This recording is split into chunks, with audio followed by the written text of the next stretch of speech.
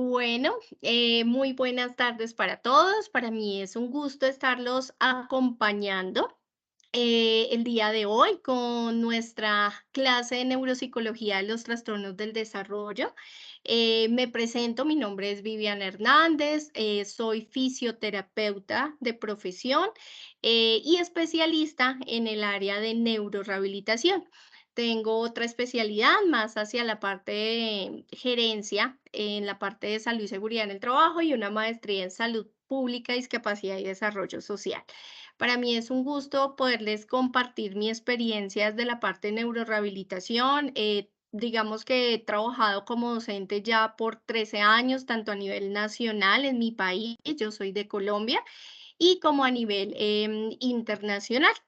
He estado apoyando pues procesos desde mi carrera, desde la parte de neurorehabilitación, en programas de administración en salud, en programas de neuropsicología, psicología, en toda la parte neurológica muy fuerte que ha sido pues mi campo de desempeño y sobre todo en este componente del desarrollo y la parte pediátrica infantil. Tengo una experiencia muy fuerte por mi formación, ya que yo soy NDT, que es pues toda la parte de neurodesarrollo certificada por la escuela de Boat. Entonces, pues digamos que siempre he trabajado muy fuerte el área de los niños. Entonces, el día de hoy, pues la metodología de la clase, vamos a dar un poco de la introducción de lo que son los trastornos del desarrollo. Vamos a discutir algunas situaciones desde el análisis y la resolución de los casos que obviamente permitan poder aterrizar ese conocimiento y vamos a aterrizarlo en cuáles son los criterios más importantes de evaluación frente a las experiencias que ustedes puedan tener desde la parte del desarrollo y obviamente pues entendiendo los componentes más críticos, digamos, desde la patología, síndrome o trastorno y el cuadro clínico pertinente. Entonces, para dar contexto e iniciar, vamos a entender pues que los trastornos del desarrollo básicamente constituyen un grupo grande, ¿cierto?, de diferentes procesos que se pueden dar en los niños en su etapa inicial, lo que llamamos primera infancia, y pues en una etapa posterior, ya desde la parte de niñez, adolescencia, que es como las etapas en las que más van a tener ustedes pues componentes de atención específicamente. ¿Qué es importante tener presente? Que cuando hablamos del desarrollo, debemos cambiar esa palabra al neurodesarrollo cuando trabajamos todo lo que es desde que nos fundamentemos desde el contexto del DSM-5, teniendo en cuenta que estos trastornos, muchos de ellos son desligados desde el componente neurológico y entendiendo que muchos de ellos se desarrollan en esos primeros 12 meses de vida que son tan importantes desde el neurodesarrollo. A partir de esto, entonces tienen una base neurológica súper, súper fuerte, que es lo que permite poder, digamos que contemplar todo el espectro del cuadro clínico, de la forma resolutiva en que se dé y obviamente las diversas alteraciones que se van a mostrar tanto en la presentación de la enfermedad que nos pueda indicar esto puede ir llevándose a cierto trastorno o inclusive en el desarrollo y en la maduración del cuadro clínico por el cual normalmente consultan los papás. Muchos de ellos, digámoslo así, y en su contexto más general, siempre van a ser característicos por procesos a nivel de memoria, atención, percepción, condiciones motrices muy puntuales e inclusive retrasos en el componente del desarrollo o de las esferas del desarrollo que sean las que permiten poder vincular que puede estar pasando algo con los niños. Ahora bien, dentro del contexto básico, digamos, de lo que yo puedo evidenciar, como esas alteraciones más puntuales que ustedes pueden observar, y esto es muy importante que lo tengamos en cuenta porque ahora, digamos que hay muchas enfermedades huérfanas, como hay muchos síndromes congénitos, muchos trastornos que todavía no se han denominado, pero que sí cursan con características similares en el proceso que yo los puedo evaluar. Entonces, desde esta esfera, digamos que se pueden catalogar algunas principales ideas y algunas principales características que obviamente vayan a permitir que estos trastornos puedan llegar a impactar en ese proceso de neurodesarrollo y obviamente en etapas escolares, que es cuando más se preocupan los papás y los colegios empiezan a hacer esas derivaciones de las escuelas ya pues a profesionales especializados.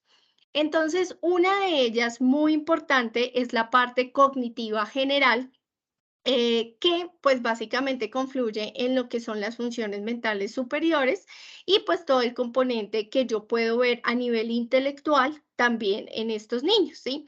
Si bien sabemos que el desarrollo se va madurando porque en principio, digamos que esa primera etapa es un aprendizaje sensorial, que finalmente pues el niño, su primer contexto va a ser y desarrollado por los sentidos. Recordemos que tenemos unas estructuras anatómicas pero que ellas van conjugando una serie de sistemas sensoriales en donde estas estructuras se transforman a un órgano sensorial, que es lo que finalmente nos va a permitir que de aquí a los 12 meses de vida, pues obviamente yo aprenda a través de mis sistemas sensoriales.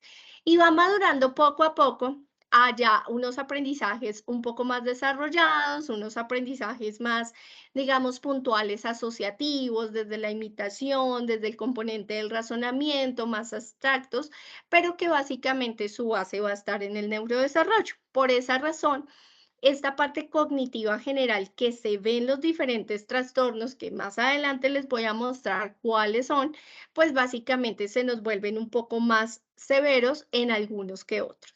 Otro componente general transversal que podemos evidenciar en la mayoría es la motricidad. Recordemos que esa motricidad es catalogada en dos grupos, ¿cierto? En dos grupos principales, que es esa área fina y esa área gruesa. Cuando nosotros hablamos de esa área fina, es todo lo que el niño puede hacer a nivel de pinzas, a nivel de procesos muy específicos que le permite tener una ocupación, digamos, por ejemplo, en la etapa escolar. Y esa parte gruesa es todo lo que me permite poder generar un proceso de locomoción, que es como un desplazarme de un lado a otro, poder tener características, por ejemplo, para patear un balón, para lanzar un balón, para saltar, etcétera. Estos niños, por lo general, hacen procesos muy específicos en falta de coordinación, pero hay algunas alteraciones que si bien, digamos, pueden pasar de ser leve, pueden con el tiempo aumentar un poquito. Entonces aquí tenemos todo lo que es la dispraxia del desarrollo, la dispraxia ideatoria y la dispraxia ideomotora como características principales en la mayoría de ellos. Tenemos adicional de esto todo lo que es la percepción visual, que es uno de los puntos muy importantes que se pueden evidenciar en procesos específicos, por ejemplo, todo lo que tiene que ver con las habilidades visoespaciales. El hecho de que yo pueda caminar y ver al tiempo sin tener que ver todo el tiempo en el piso, me permite a mí tener una habilidad, ¿sí? Y esa misma habilidad la que yo requiero cuando conduzco, cuando me monto en una bicicleta, cuando escribo, ¿sí? Cuando lanzo una pelota. Esta percepción visual cambia dependiendo del trastorno y vamos a observar las que ustedes ven en mención ahí en este cuadrito, pero lo más importante es que cada una va a tener unas características visibles diferentes de la otra. ¿Por qué? ¿De qué va a depender esto? Básicamente de la edad de presentación y pues de la edad de maduración del niño en su momento. A partir de esto, pues también vamos a encontrar la percepción auditiva, ¿sí? Y esta percepción auditiva es muy similar a lo que hablamos en la percepción visual y es cómo, pues, los niños interpretan ese contexto sensorial auditivo del entorno. Recordemos un poco que cuando nosotros estamos en el vientre de la mamá, en esa parte gestacional, pues, ¿cuál es el vínculo principal que yo tengo con lo que está afuera del vientre? Mis órganos sensoriales a medida que van madurando mes a mes. Y obviamente todo lo que percibe mamá. El, la audición y el oído son las estructuras y la función que se desarrolla con mayor agudez en la época de la gestación. Y es algo con que los niños nacen en primera mano, como esa parte táctil que se requiere para poder empezar a hacer como esas primeras o esos primeros acercamientos con el contexto. Y aquí vamos a empezar a hablar un poquito de lo que yo puedo, por ejemplo, observar en ciertas patologías en donde básicamente los niños tienen una percepción auditiva errada y pueden tener dificultad desde la discriminación de los sonidos, desde identificar sonidos o melodías o inclusive desde no escuchar. Tenemos la percepción táctil, como hablábamos de la visual y de la auditiva, la táctil también es muy importante porque la piel como órgano se nos vuelve el medio o el contexto y muchos de estos chiquitos hacen dificultades en esos procesos de integración sensorial que si bien desde cualquier profesión del área de la salud, básicamente casi que es lo primero que tenemos que empezar a trabajar desde cada área, porque definitivamente la defensibilidad táctil que ellos tienen desde cualquiera de las presentaciones de los trastornos del desarrollo es muy fuerte. Entonces, esta es un área que se altera mucho en ellos y que por lo general tiene similitudes en diferentes trastornos. Tenemos todo lo que es la alteración en las funciones ejecutivas. Ustedes saben la importancia de las funciones ejecutivas en muchas de las actividades cotidianas del día a día que se tienen con los niños. Y no solamente eso, sino pensar un poco en la proyección de ese niño a su adultez. Sí, eso es muy importante. Y cuando nosotros entendemos ese funcionamiento desde esa neuropsicología, pues básicamente casi que me estoy trasladando a la función versus la actividad que yo necesito en cuanto a ese relacionamiento externo. Tenemos también todo el componente somatosensorial, que básicamente está liderado, ¿cierto? Por lo que es mi lóbulo parietal. Recuerden que el lóbulo parietal, pues es esa corteza somatosensorial que básicamente me va a permitir poder darle sentido desde mi imagen corporal, desde saber dónde están mis partes del cuerpo, desde poderme reconocer como un sujeto, digamos, dentro de un colectivo, y es muy importante. La memoria y el lenguaje receptivo, que son dos procesos que van muy ligados. Recuerden que la memoria es esa capacidad que nos va a permitir poder guardar esa información interna, externa, información que yo necesito resguardar para hacer múltiples actividades en las cuales de diversas maneras se empieza a afectar. Y ese lenguaje receptivo que finalmente es lo que me va a permitir tener esa calidad de lenguaje a nivel de la forma, de la estructura, de la percepción, de la discriminación desde los mismos conceptos. Y en sus diversas presentaciones, como el lenguaje expresivo y el lenguaje mixto, que básicamente vamos a ver todo el componente de las disfasias y de las afasias como alteración en muchos de los trastornos del desarrollo. Entonces, nos vamos a fundamentar, antes de hablar un poco de ciertas situaciones clínicas, y es desde dónde nos paramos para poder entender los criterios diagnósticos de evaluación de intervención desde los trastornos del desarrollo, ¿cierto?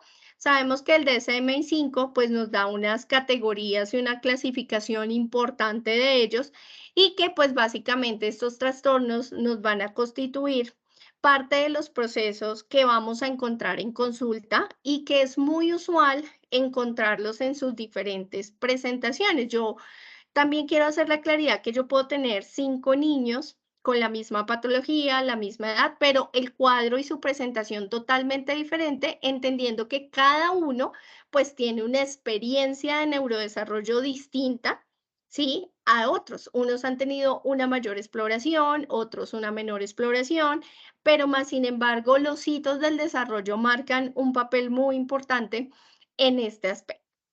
Entonces, a partir de ellos, pues finalmente vamos a entender estas capacidades de desarrollo que yo puedo conocer, en donde el DSM-5 básicamente nos habla de que está dentro de las categorías de los trastornos del desarrollo neurológico, donde encontramos discapacidades intelectuales en sus diferentes niveles, los trastornos del espectro del autismo, ¿sí?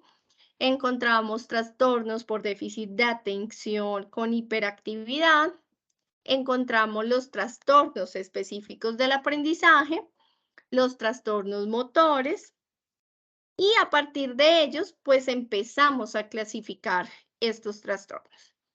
Antes de empezar a hablar de cada uno de ellos, yo sí quiero también hacer énfasis en la importancia de conocer nosotros el proceso del neurodesarrollo, ¿sí? Y aquí quiero recordar algunos criterios muy importantes que si bien tal vez los hemos visto en otros procesos de formación, es muy importante traerlos acá para poder aterrizar ese componente, ¿cierto? Que es tan importante que es cómo evaluamos, qué criterios necesitamos realmente para poderlos abordar, entendiendo que algunos de ellos son más complejos que otros. Entonces, partiendo de esto, pues básicamente quiero contarles que desde la esfera integral del neurodesarrollo, yo puedo tener un bebé y él se desarrolla a nivel de su motricidad gruesa, de su motricidad fina, a través de todo el componente desde el lenguaje, desde la audición y el lenguaje, y también de lo que nosotros hablamos como habilidades sociales. El niño empieza, ¿cierto? Cada mes a crecer en su proceso, a ir madurando cada una de estas 4 esferas que integran el neurodesarrollo, pero que si bien cuando hay un trastorno de estos, tal vez no se pueda diagnosticar tan pronto como uno quisiera, porque finalmente de ellos muchas de las pruebas, de las baterías, de los test, de los instrumentos están validados para cuando ellos son un poco más grandecitos. Definitivamente yo sí puedo ver características muy puntuales que me pueden indicar que algo está pasando, ¿cierto? Que me pueden generar una alerta. Cuando yo observo, ¿cierto? Que en las diferentes dimensiones, esos procesos de neurodesarrollo, en donde es claro la intermediación de la exploración, ¿cierto? Tanto sensorial, con el contexto, con la familia, se están viendo comprometidos porque el niño todo el tiempo llora, porque el niño se aísla, porque el niño no busca generar un juego con pares, porque el niño empezó a tener, digamos que un retraso en el desarrollo y el papá cómo lo identifica, porque ve otros niños del mes de él, de la edad de él, que están haciendo o que no están haciendo alguna característica motora, que van empezando a generar esas alertas y muchas veces pues consultan finalmente por eso. Entonces, cuando yo tengo estos contextos, pues yo puedo pensar en que definitivamente cualquiera de estos trastornos, pues me puede generar una alerta temprana que debemos tener un ojo clínico tan desarrollado para poder identificar y poder empezar a estimular.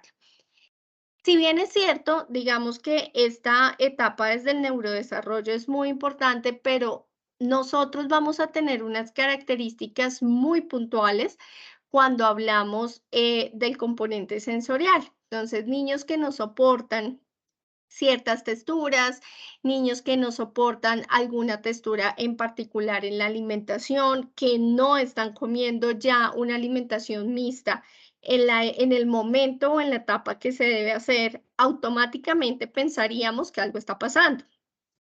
Y sobre todo niños que están inhibidos en ese nivel exploratorio que debería tener un bebé, digamos que en estas etapas. Entonces, vamos a empezar a hablar de cada uno, a relacionarlas con ciertas situaciones clínicas que yo podría llegar a observar y que es pues muy importante poderlo establecer. Entonces, a partir de esto, perdón, un segundo, si van teniendo preguntas, me las pueden ir haciendo con toda la calma del mundo, las vamos resolviendo, ¿listo? Entonces, estos trastornos de la comunicación, específicamente los que yo puedo encontrar dentro del desarrollo de los niños, pues están enlazados en esa esfera que yo les contaba de los 4 hitos que son claves en el neurodesarrollo, ¿cierto? La comunicación es una esfera muy grande. Dentro de la comunicación yo puedo contemplar cualquier proceso que esté ligado a la audición y al lenguaje y entender que estos procesos pues están liberados desde todo el componente de un sistema, pero que si bien digamos que el líder de este proceso es nuestro lóbulo temporal, que deriva a ciertas zonas de la corteza a nivel subcortical, ciertas funciones, pero finalmente él es el que nos canaliza todo un proceso mucho más complejo desde la comunicación. Cuando nosotros hablamos de la comunicación, es muy importante entender el concepto porque a partir del concepto yo entiendo este proceso de alteración, ¿cierto? Entonces, cuando hablamos del componente comunicativo, yo me refiero a cualquier proceso que implique tener esa interlocución, ¿cierto? En donde básicamente yo pueda tener la capacidad de poder brindar una información, de poderla recibir. Ese proceso comunicativo es un proceso complejo que alcanzamos después de una época de maduración, ¿cierto? Para poder tener y establecer un proceso de interlocución, yo debo tener un lenguaje y debo tener una capacidad auditiva, digamos que en la normalidad, que me permita llevarlo a hacer. Por eso cuando hablamos de formas alternativas o aumentativas de la comunicación, y que eso lo habla mucho desde la parte de fonoaudiología, de logopedia, se habla de eso, de cómo garantizamos nosotros que bajo cualquier trastorno del desarrollo se le pueda generar un proceso de comunicación aumentativa o alternativa que permita tener un estadio de interlocución.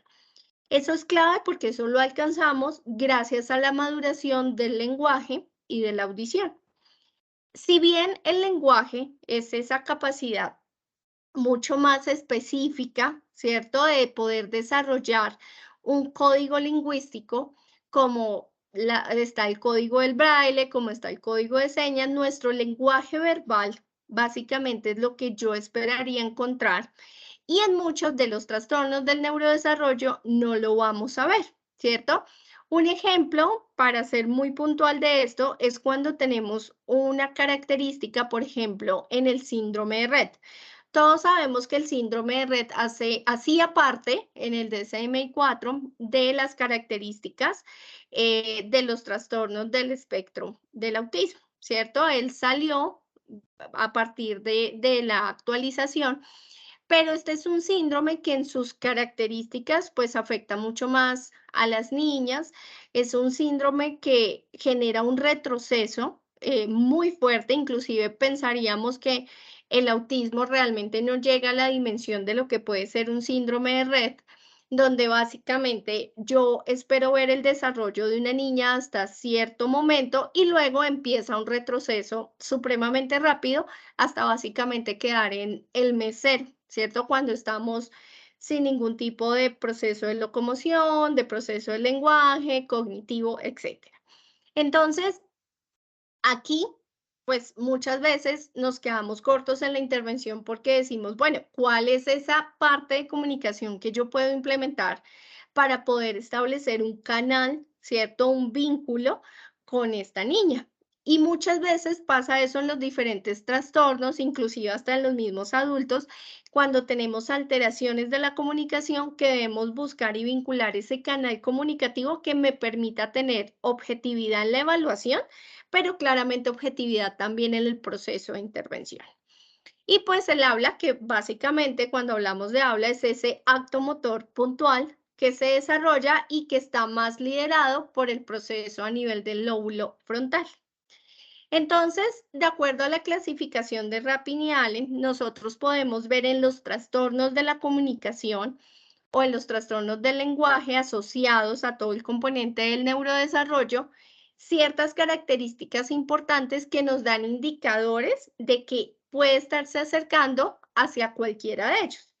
Aquí, como ustedes ven en la diapositiva, pues podemos observar lo que son alteraciones de agnosia verbal auditiva, que básicamente vamos a tener tres indicadores muy puntuales, que es el déficit severo de la comprensión del lenguaje oral, ¿sí? La articulación de las palabras alteradas, o sea, muy similar a lo que uno podría observar inclusive en una disartria. Alteraciones neurológicas asociadas a componentes, pues ya desde la interpretación auditiva. Podemos encontrar las dispraxias verbales, que es la dificultad en toda la parte de la praxia orofacial, ¿cierto? Y es cómo se dificulta esos movimientos frente a algunas tonalidades o algunas palabras que requieren de un mayor esfuerzo. Una de ellas es, por ejemplo, la R, ¿sí? O palabras vinculadas, combinadas a la letra R. No son tan fáciles y en algún momento hacía yo un ejercicio, por ejemplo, con un pacientico que él tuvo, pues digamos que ciertas características que en su momento habían dicho que era un trastorno generalizado del desarrollo, no específico, pero finalmente, después de mucho tiempo, la evaluación pues arrojó desde neuropsicología que pues era un autismo, ¿sí?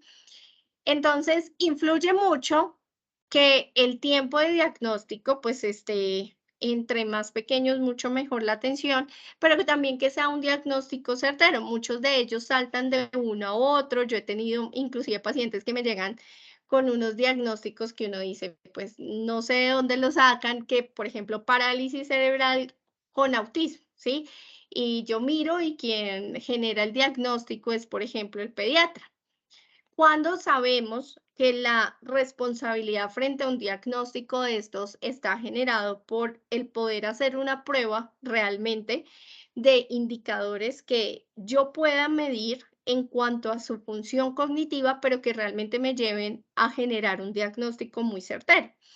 Entonces, cuando este chiquito que ya tiene 15 años es un pacientico real mío, yo lo pongo al decir Rosa, él en lugar de decir Rosa me dice Losa, ¿sí?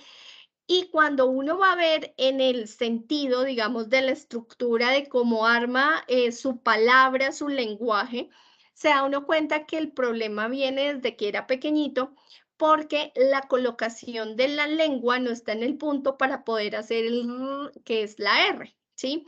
Entonces, esa parte vibratoria, pues realmente no se genera y obviamente esos movimientos bucofaringeos son mucho más pegados, más cerrados, que hace que el sonido en lugar de salir, ¿cierto? Se interioriza y pues termina sonando, por ejemplo, en lugar de una R a una L.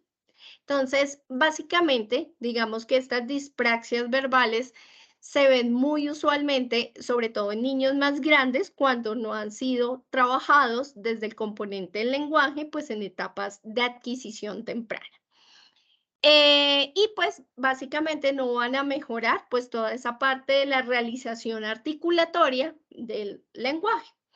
Tenemos déficits de programación fonológica que también son muy usuales en niños con autismo. Encontramos en niños que tienen, por ejemplo, alteraciones puntuales en la parte de los trastornos del aprendizaje muy asociados, en donde podemos encontrar que esa programación de las palabras, de ese componente fonológico, no se da, ¿sí? Y pues esa intención comunicativa es totalmente errónea. Hay algunos síndromes también genéticos que me pueden ocasionar que básicamente pueda generarse un déficit en esa programación fonológica. Entonces, básicamente, ¿yo cómo lo puedo escuchar? Sencillamente cuando yo quiero que repitan una palabra, la intención está, la intención comunicativa, pero la forma o el canal por donde sale la información de la palabra, de esa producción falla en esa programación, que finalmente terminan diciendo otra palabra a veces incomprensible o otra palabra distinta, como en el caso que yo les mencionaba de la rosa y la losa. Entonces, ellos son más fáciles de trabajar porque pues mejoran su proceso comunicativo a repetición, al lenguaje, a imitación, inclusive a verse en ellos mismos a través de un espejo y ver cómo colocan la función, ¿cierto?, de su praxia orofacial para poder hacer esa producción del lenguaje. Tenemos también los déficits fonológicos sintácticos, que es cuando hablan entrecortados, cuando tienen dificultades en esa articulación y como que se quedan ahí pegaditos y no lo logran. Y acá les cuento que esto tiene mucha asociación con el componente motor, ¿sí? Cuando nosotros tenemos por ejemplo, niños que tienen problemas de coordinación motriz, o sea, que esa habilidad motriz o esos trastornos motrices se ven comprometidos, vamos a ver que muchas de las actividades motoras cuando se trabajan pueden estimular la adquisición del lenguaje, ¿sí? Entonces, encontramos niños que básicamente trabajando de la mano, por ejemplo, con la parte de fisioterapia, mejoramos el componente del lenguaje y de esa fluidez porque todo es un componente de coordinación. Tenemos déficit léxicos sintácticos y semánticos pragmáticos que pues hacen parte, digamos, del proceso del lenguaje y nos van a dar una referencia específicamente desde el contexto de lo que yo puedo evidenciar, por ejemplo, en los déficits semántico y pragmático en niños con autismo, como las ecolalias, ¿cierto? Que es muy usual de los niños que tienen un trastorno del espectro autista. Entonces, ¿qué enfoques de análisis yo puedo encontrar para poder analizar estos trastornos del desarrollo específicamente desde el área del lenguaje? Que es de la parte médica, ¿cierto? Pues básicamente es muy importante que los médicos pues identifiquen todo el cuadro clínico que se está presentando, que puedan hacer la derivación específica para el profesional que lo debe manejar, pero también es importante que conozca el diagnóstico. Entendamos que si no se conoce bien el diagnóstico, pues sencillamente no se va a generar el derivamiento adecuado para poder trabajar. Tenemos un enfoque neurocognitivo que aquí estamos parados desde la neuropsicología, en donde básicamente vamos a entender ese proceso, qué es lo que está pasando, ¿sí?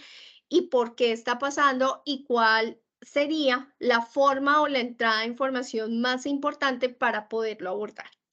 Y el modelo psicoeducativo, que recordemos que todos estos niños van a llegar a un periodo escolar que es muy importante y que marca la vida para muchos procesos de maduración cognitiva mucho más fuertes, y es cómo esa competencia comunicativa se vuelve importante para que ellos puedan socializar en un contexto donde van a haber pares, donde van a haber niños de la misma edad y obviamente entendiendo que ellos hace parte de su hito del desarrollo poder hacer esa integración. Entonces, es muy importante pues tener ese apoyo escolar cuando estamos en esas etapas porque eso va a dar que de alguna u otra manera, por la necesidad de poder generar una intención comunicativa, el lenguaje se desarrolle, digámoslo así, en la mejor forma. ¿Cuáles son los objetivos del proceso de evaluación? Básicamente desde estas áreas. Uno, la detección más temprana, pues claramente va a marcar el proceso del lenguaje desde todas las áreas. Entre más rápido haya una intervención, así todavía no se pueda generar un diagnóstico, si está marcado, por ejemplo, un retraso del lenguaje, ¿sí? Y esto es uno de los criterios para yo decir definitivamente hay que evaluar, hay que intervenir y hay que hacerlo ya. El establecer muy bien cuáles son los aspectos de compromiso que tiene el niño, pero sobre todo entender en qué momento del desarrollo está. Es difícil tener un niño distinto, por ejemplo, a los 6 meses a tenerlo a los 3 años. Su proceso comunicativo va a ser diferente porque su proceso de lenguaje depende de la maduración del momento en el que estemos. Y obviamente esto pues va a cambiar la perspectiva de adquisición y sobre todo pues la intervención más rápida. Esto es para qué, para que se puedan trabajar toda la parte semántica, toda la parte fonológica, todo el componente pragmático del lenguaje, poder elaborar toda esa estructura importante que se considera el proceso de evaluación. ¿Cómo lo hacemos? Claramente, como en cualquier proceso, la entrevista con la familia juega un papel muy importante porque a partir de esto recordemos que pues definitivamente la familia es la red de apoyo de ese niño, ¿sí? Y si bien no tenemos ayuda, como le digo yo siempre a mis pacientes cuando llegan al consultorio, yo tengo un 50% porque voy a brindarle todas esas herramientas terapéuticas que van a permitir llevarlo a, pero ustedes tienen el otro 50% que permite que él todo el tiempo esté vinculando todo lo que trabajamos a una actividad cotidiana. sea en la familia, sea con pares, sea en su colegio, pero es una actividad que él tiene ahí presente y que me va a permitir poder aterrizar todo lo que yo hago a través de la terapia. Entonces, a partir de esto, también es importante detectar si hay condiciones auditivas específicas que cambien esa entrada de información o ese input sensorial que me está entrando para que el niño pueda escuchar. Muchas veces tenemos niños con trastornos del desarrollo que tienen trastornos multisensoriales y les falla su audífono y pues por este motivo el niño no escucha, no tiene una interlocución y pues no genera una expresión verbal. Entonces, es muy importante poder detectar o evaluar, ¿cierto? Si hay algún aspecto desde esta área que nos impacte específicamente. La evaluación del desarrollo psicológico y todas las habilidades adaptativas, todo lo que es el proceso de comunicación y lenguaje específico y de las demandas educativas que tiene el niño, si está en esta etapa. Esto es muy importante porque ahí es cuando se nos empiezan a quedar en el colegio, ¿cierto? Porque el niño no escucha, porque el niño no habla, porque el niño no se relaciona, porque no sabe cómo expresarse ante una exigencia educativa. Entonces ahí, pues digamos que el trabajo con ellos es clave. Si van teniendo preguntas, me pueden interrumpir. Bueno, desde los trastornos del espectro del autismo, pues ustedes saben que el autismo es un mundo muy grande, ¿cierto? Que yo puedo tener diferentes escenarios y que pues puedo tener infinidad de variables en cada uno de estos modos. El autismo básicamente es un desarrollo que se da de una forma inadecuada, en donde claramente yo no voy a ver en una imagen diagnóstica una alteración, yo no voy a ver un cambio en la estructura, en la corteza, a menos que tengamos algo más adicional, pero el autismo por sí solo, digamos que su presentación no está en un daño estructural, ¿cierto? Está en una falla en el proceso de que cómo él entiende, cómo interpreta, cómo codifica, cómo se relaciona, ¿sí? Yo puedo tener muchos niños con autismo que a medida que van aprendiendo diferentes formas de comunicación, diferentes procesos, ellos se van integrando mucho más y cada día va siendo más fácil esa integración. Pero todo depende de poder enfatizar qué es lo que le está pasando y cuál es su necesidad prioritaria para poder llegar como al centro de la intervención. Entonces, aquí transversalmente, de acuerdo al DSM-5, ¿qué vamos a encontrar? Déficits persistentes en la comunicación, en la interacción social, presencia de patrones repetitivos, limitados de comportamiento, pero recordemos que cada personita que tiene un autismo es totalmente diferente.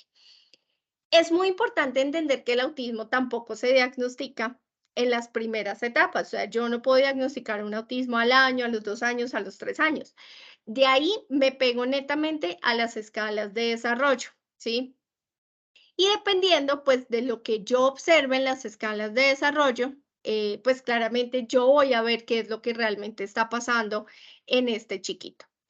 A partir de esto, entonces vamos a observar que claramente podemos encontrar, de acuerdo al DSM-5, diferentes niveles de complejidad, ¿sí?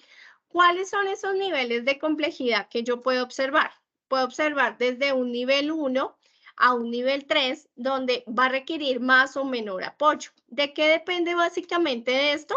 Pues de las conductas y del momento de intervención. Yo he tenido muchos pacientes con autismo que los he tenido en diferentes momentos. He tenido unos muy chiquiticos que inclusive todavía no se les ha generado un diagnóstico, pero por las puntuaciones de las escalas de desarrollo uno ya empieza a ver cositas muy pequeñitas, empieza a ver que se nos quedan un poquito más a nivel motriz grueso, que a nivel del lenguaje se nos quedan un poquito más abajo, que esa habilidad social o esa fijación visual también nos cambia. Entonces, ya son alertas que si bien no tenemos un diagnóstico, hay que empezar a mirar por qué está pasando. Y que finalmente, antes de los 4 años, ¿en qué nos basamos todos los profesionales del área de salud cuando nos enfrentamos a estas características? En poderlos nivelar hasta tener un diagnóstico. Ahora, Posterior a este diagnóstico, pues ahí ya cambia un poco el contexto porque ahí yo ya tengo la seguridad de la intervención y la evaluación que voy a hacer. A partir de esto, ¿qué puedo esperar? ¿Sí?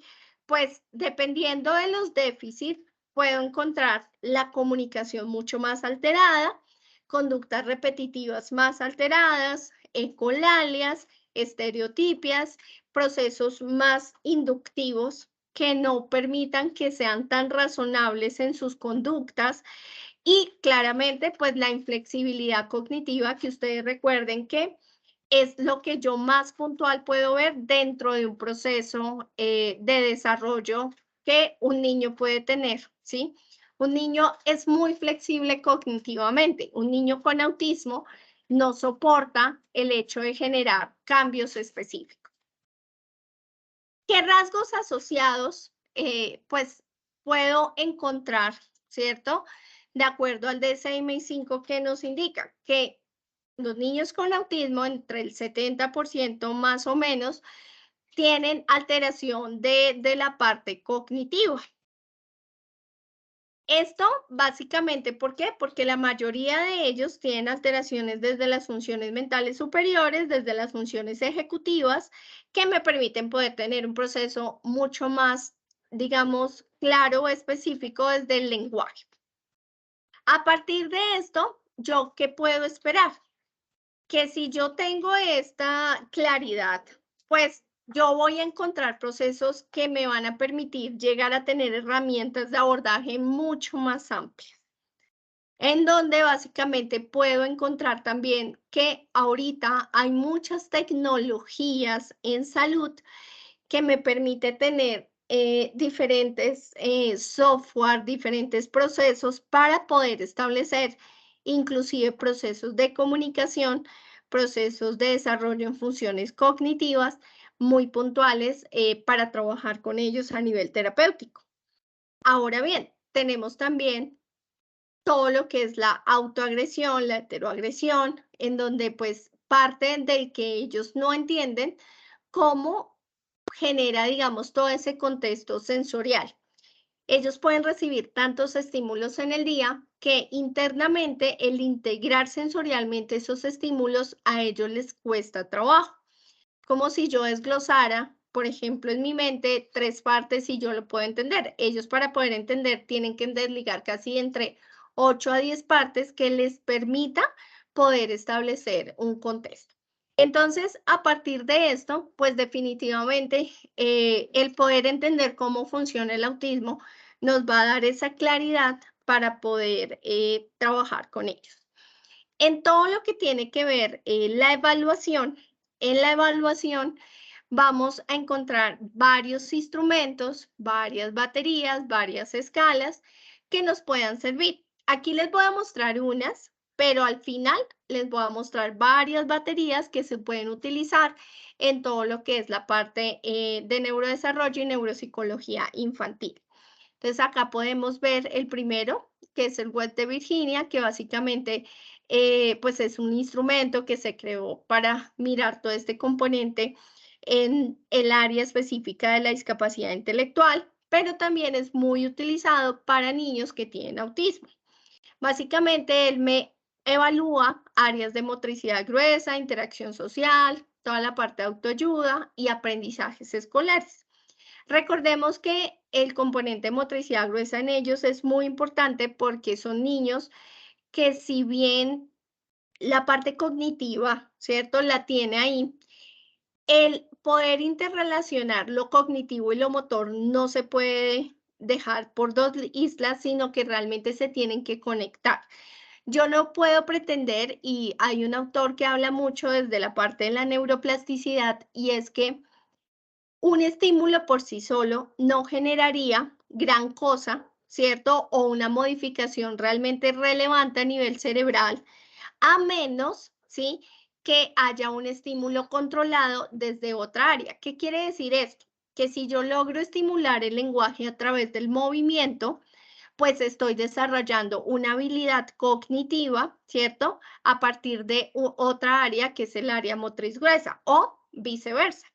Y esto es lo que nosotros terapéuticamente debemos entender. Por esa razón, cuando se atiende un niño que tenga un trastorno del desarrollo, básicamente tenemos un grupo de profesionales a nivel interdisciplinario. Tenemos el cuestionario de screening para el espectro autista de alto funcionamiento. En este caso, básicamente se trabaja para niños con síndrome de Asperger y pues tiene 27 ítems básicos que pues me pueden evaluar de acuerdo a lo que yo pueda ver en las características del niño que se esté evaluando. Entonces, pues aquí lo tenemos. Y tenemos que esta escala, ¿cierto? Este instrumento, pues está considerado de acuerdo a las principales características que tiene un niño con Asperger, que básicamente son en habilidades sociales y el control emocional. Recordemos que su control emocional no es tan bueno. En habilidades de comunicación, en habilidades de comprensión, todo lo que son intereses específicos en habilidades del movimiento y pues básicamente lo que yo puedo generar es de esa interpretación y codificación del lenguaje, ¿sí? Si yo les colocara dos escenarios que podemos analizar, por ejemplo, en el caso de un niño con autismo, un niño con síndrome de Asperger, básicamente, ¿qué encontraría yo? El niño con autismo es psicorrígido en cuanto a sus rutinas, en cuanto a sus estructuras. Si yo veo el niño con Asperger, es psicorrígido en cuanto a su estructura y demás. ¿Qué va a cambiar? La forma de interpretación de su contexto. El niño con autismo, pues básicamente es mucho más sesgado en ese procesamiento y en la velocidad del procesamiento que pueda encontrar, diferente al niño con síndrome de Asperger, que tal vez él codifica minuciosamente e interpreta de una forma mucho más elaborada la información.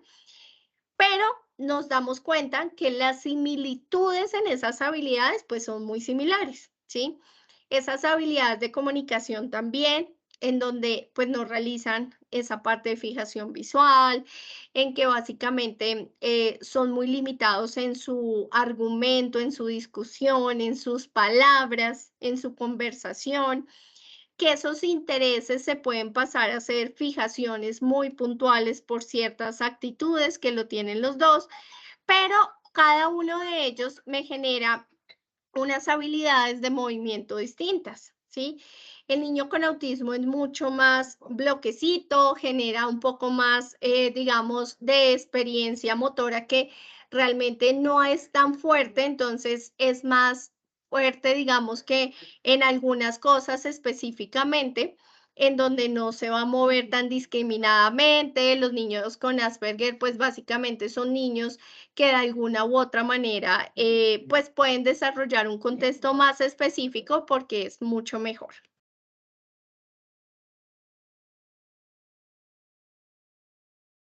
Muy bien. Entonces, en cuanto a los trastornos por déficit de atención con hiperactividad, este tema ha sido muy discutido, ¿sí? Yo les cuento que acá en Colombia, pues esto cambia en el sentido en que eh, el análisis que uno puede hacer de características de estos niños realmente se difiere un poco en qué tanta déficit de atención tiene y qué tanta inquietud motora que llegue a ser hiperactividad es. Para esto, entonces, básicamente yo puedo encontrar tres cosas muy, muy puntuales en ellos y es la hiperactividad, el déficit de atención y esa impulsividad en el control, ¿cierto? De sus emociones, de todo lo que yo puedo encontrar. Entonces, a partir de esto, yo puedo encontrar mucha más inquietud motora, por ejemplo, en los niños.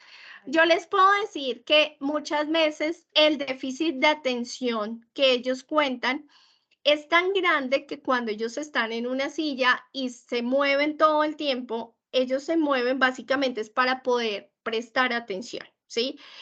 Es un análisis que yo pude hacer en algún momento con otras profesiones en un tema de investigación en donde teníamos 10 niños con déficit de atención e hiperactividad y los colocábamos en un salón en diferentes ángulos y uno veía, ¿qué veía? Pues características similares, pero cada uno de ellos, de acuerdo a la ubicación del salón, su atención cambiaba totalmente. Eso quiere decir que es una de las primeras instancias que se tiene que revisar, por ejemplo, en un ámbito escolar. ¿M? Lo segundo es que entre mayor, digamos, exigencia atencional se tenga, mayor inquietud motora va a presentar, porque el cuerpo sabiamente empieza a compensar a partir del movimiento esa atención que él necesita prestar a una actividad, ¿cierto? Esa atención mantenida. Entonces, por eso es que una de las estrategias que se utilizan con ellos en la parte de la intervención es trabajar con la inhibición de los procesos motrices, que básicamente lo trabaja muy fuerte terapia ocupacional a partir de técnicas sensoriales que me generen peso. ¿Sí? En otras palabras, el peso hace que se inhiba un poco esos receptores que necesitan estar todo el tiempo hiperexcitados para poder generar o mantenerse en un momento con atención. Entonces, cuando uno ve estas características, pues uno realmente tiene que ser muy cuidadoso en estos diagnósticos porque para las escuelas, los colegios, las instituciones educativas, todo es un déficit de atención y tienen hiperactividad. Muchas veces no es ni siquiera que tengan un déficit de atención o hiperactividad, sino que el niño no ve bien. A mí me ha pasado con algunos de mis pacientes. Entonces, este tipo de diagnósticos y en especial este, realmente tiene que tener un proceso evaluativo de bastante compromiso y responsabilidad que nos permita realmente llegar a saber si es esto o sencillamente es otra cosa que puede estar generando el déficit de atención. Muy bien. De acuerdo a esto, ¿sí? Entonces, el DSM-5 nos da unos criterios diagnósticos que pues básicamente están de acuerdo pues a la edad, pero que si bien lo vamos a entender desde algún modo, cada edad tiene unas exigencias, los de aprendizaje diferentes, que entre mayor edad, pues va a ser mayor la exigencia, por lo tanto, el nivel de atención en ciertas actividades tiene que aumentar, lo que hace que se incremente el déficit de atención y se incremente la inquietud motora que pueda presentar. Entonces, aquí dos conclusiones supremamente importantes. La primera es que esa inquietud motora o esa hiperactividad está relacionada. Mayor esfuerzo atencional va a presentar mayor inquietud motora. Pero que tenemos que también poder desechar algún tipo de diagnóstico, sobre todo desde la parte de ortóptica y terapia visual, que nos pueda decir definitivamente no es un déficit de atención, pero podemos estar asociado a una inquietud motora sin llegar a ser una hiperactividad. Entonces, eso principalmente. Tenemos tratamientos pues no farmacológicos, que siempre es lo ideal con las características de estos niños. Ustedes saben que pues un niño lo ideal es que no consuma tanto fármaco, a menos que esté más grandecito y no sea o no haya otro camino diferente. Entonces, ¿qué recomendaciones puntuales son importantes a tener en cuenta? Pedir que se repitan las cosas, ¿sí? Si definitivamente pues no se ha hecho el proceso, la memoria de trabajo es una memoria muy importante que genera que pues obviamente haya una huella que permita poder acordarse o poder tener presentes ciertos procesos, pero sobre todo procesos desde las funciones ejecutivas. Se pueden utilizar agendas, calendarios, crear rutinas, aplicar autoinstrucciones como el stop, bajar o memorizar cosas, apuntar cosas muy importantes, utilizar alarmas, trabajar siempre en lugares que no tengan tantos distractores, tantos estímulos, y eso aplica inclusive para autismo, ¿sí? No sé si ustedes han escuchado y pues ahí ya me responderán por el chat o verbalmente de una técnica que se llama ABA. ¿Ustedes han escuchado sobre ABA o Sunrise? Aquí voy a detener la presentación un momento para poderlos ver o ver si me escriben. ¿Alguno lo ha escuchado? ¿No? ¿Ninguno? Bueno, les cuento que básicamente estas dos técnicas, Carmen, ¿ibas a hablar algo? Ay, sí, pero bueno, Cuéntame, hola. cuéntame. Hola, Carmen, ¿cómo estás? ¿Desde dónde te conectas? A mí me gusta De saber desde dónde México. se... México, listo. ¿Has trabajado con esta población y has escuchado sobre estas modalidades terapéuticas? Sí, yo me tocó hacer mi servicio social en la Clínica Mexicana de Autismo, aquí en la Ciudad de Ujú. México. Y sí, trabajábamos con ABA y trabajábamos mucho con PECS. ABA es, pues, son las siglas en inglés para técnicas aplicadas del comportamiento. Ujú. Y bueno, ¿y cómo te fue esa experiencia del trabajo con ABA? Porque pues básicamente ABA, prácticamente que todos los profesionales inmersos en el proceso de la intervención con el niño, con el trastorno, tenemos que manejar para poderlo hacer, ¿no? Todos estamos bajo la misma línea. ¿Cómo te fue trabajando con ABA? Pues, creo que los resultados son buenos. A mí me costó un Ujú. poquito de trabajo aprenderlo Sí. porque me aventaron al ruedo y tuve que ir aprendiendo. Ya después tomé un curso al respecto, pero sí, al principio había como cosas que yo no entendía por qué se estaban haciendo o, como que no me hacía mucho sentido, pero creo que los resultados son buenos. O sea, creo que la parte conductual de los peques sí mejora bastante. Sí, además que hay algo importante que maneja esta modalidad y es que es, bueno, en la parte de la instrucción verbal de nosotros, ¿no?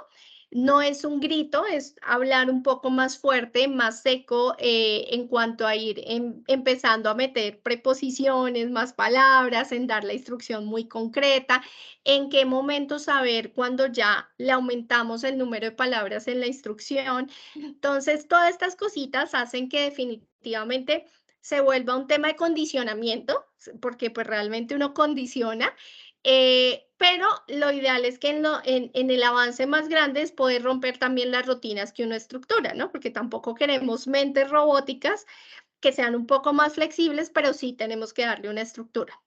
Súper. ¿Y Sunrise, lo conoces? Nunca lo he aplicado. Pero sí lo has escuchado. Lo escuché. Sí. Bueno, muy bien. Sunrise es una técnica, muchas gracias por tu participación, Carmen. Sunrise es una técnica que básicamente es muy similar al ABA, es muy, muy similar. Y dentro de lo que es la técnica Sunrise, ella tiene cosas o trae y apropia cosas de lo que es ABA, pero digamos que es un poco más moldeable y más flexible, ¿sí? Entonces, en ella, digamos que uno puede permitirle al niño, diferente a la técnica de ABA, que es uno quien estructura la actividad, en esta uno permite al niño tener algunas opciones y que el niño escoja cuál opción le gusta más. Entonces, por ejemplo, yo puedo tener un paciente con autismo y estar trabajándolo bajo el método ABA, donde yo le digo, trae pelota. ¿M? El niño trae la pelota. Si yo le digo, trae las pelotas rojas, entonces él me trae las pelotas rojas como actividad estructurada. En Sunrise, ¿qué hago yo? Yo le digo al niño, trae la pelota. Entonces, él coge la pelota, si hay una. Le puedo poner tres. Él coge la pelota que más visualmente o táctilmente le llamó la atención. Con esa misma empiezo a generarle otras opciones en donde yo le permita tener una estructura, pero también una forma de elección, ¿sí? Entonces, hay algunas entidades o algunas instituciones que trabajan más con ABA, otras trabajan más con el método Sunrise, pero depende finalmente, pues, del objeto de la institución y pues también como de la proyección hacia donde yo quiero mi intervención. Los dos métodos son muy buenos.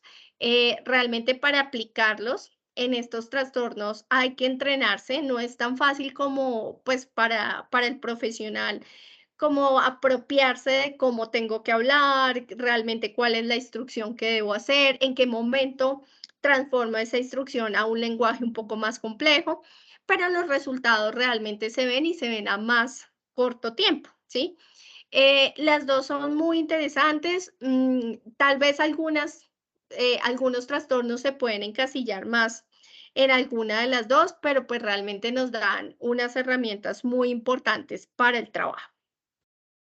Muy bien. En cuanto a lo que son los trastornos motores, aquí voy a dejar este paréntesis para abordarlo al final porque nos va a englobar varias de las cosas de los otros trastornos. Entonces vamos a pasar antes al trastorno del aprendizaje. El trastorno del aprendizaje, pues todos sabemos que está en tres categorías principales, que es en la lectura, la escritura y el cálculo, ¿cierto? En estos tres grupos es donde yo voy a ver, digamos, estos trastornos con mayor fuerza. Y en la lectura, pues hablamos básicamente de un trastorno específico que nos da dificultad para codificar palabras, para la precisión, ¿cierto?, de la lectura de algunas palabras, para esa velocidad de la lectura y esa comprensión de la lectura.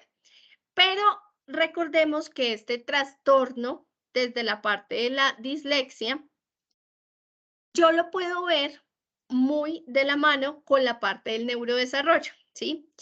Se ha comprobado y en muchas investigaciones, yo soy docente investigadora, a mí me gusta leer mucho y se ha comprobado mucho que definitivamente la actividad motora mejora los procesos del lenguaje, ¿sí? La lectura finalmente es un proceso derivado del lenguaje. Por lo tanto, entre una mejora desde el componente o desde la estructura motora hace que automáticamente haya una mejora desde el componente de la lectura. Las personas que pues aquí han trabajado en procesos interdisciplinares con otras profesiones saben que cuando nos llega un trastorno de estos, cada profesional desde su área tiene unos objetivos de trabajo, ¿cierto?, con el usuario, pero también tiene unos objetivos interdisciplinares prioritarios, en donde ese objetivo prioritario puede que no sea desde mi área, puede que sea desde el área de fonoaudiología en la parte de la deglución, ¿sí? Pero es claro que la prioridad me va a llevar a que él vaya surtiendo igual efecto en cada uno de los objetivos por área que se quiere. Entonces, cuando yo hablo de la lectura, hablo de una función de un proceso que trae de base muchas cosas desde el neurodesarrollo. Se habla mucho y pues yo le he podido ver, digamos, en los diferentes niños que he atendido a lo largo de mi trayectoria profesional, y es que el gateo influye mucho en los procesos del lenguaje, como en la lectura, el cálculo, la escritura. ¿Alguien sabe por qué? De pronto ha escuchado, de pronto sí le han comentado. ¿Alguno sabe qué pasa en esa parte? ¿No? Nadie ha escuchado que tendrá que ver el gateo con esa parte de la función cognitiva.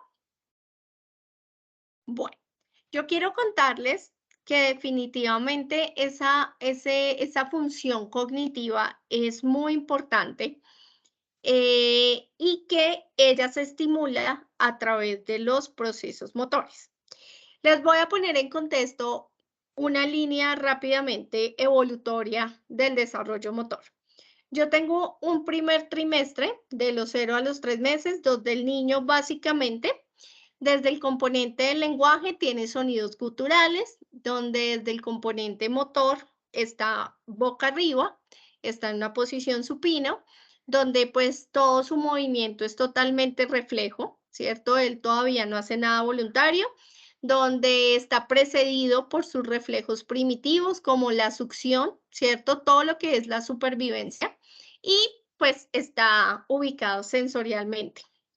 Tengo un siguiente momento, un siguiente trimestre, donde básicamente es de los 4, los 5 a los 6 meses, donde básicamente ese niño a los 4 meses tiene un momento muy importante en su vida, que es la exploración, ¿sí? Ahí el niño empieza a explorar. El niño empieza a explorar que tiene pies, entonces se lleva sus piecitos a chuparlos a la boca, se chupa las manitos, se lleva todo para la boca, donde empieza a abrir sus manos y a tener mucho más movimiento de las manos.